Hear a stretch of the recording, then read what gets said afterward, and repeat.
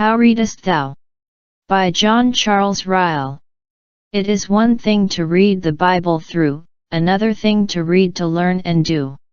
Some read it with design to learn to read, but to the subject pay but little heed.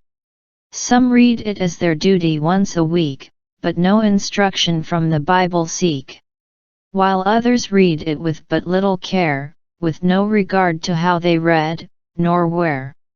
Some read it as a history, to know how people lived 3,000 years ago. Some read to bring themselves into repute, by showing others how they can dispute.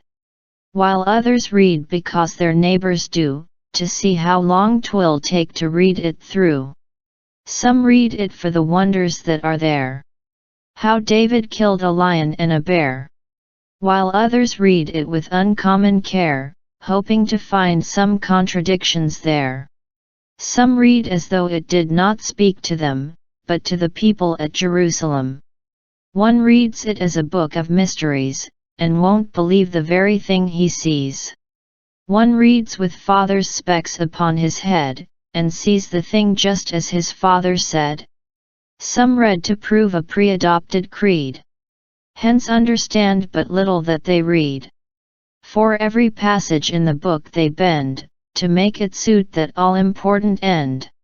Some people read, as I have often thought, to teach the book instead of being taught. And some there are who read it out of spite. I fear there are but few who read it right.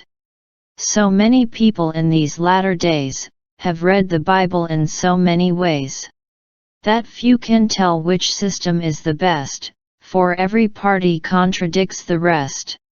But read it prayerfully, and you will see, although men contradict, God's words agree. For what the early Bible prophets wrote, we find that Christ and his apostles quote. So trust no creed that trembles to recall what has been penned by one and verified by all.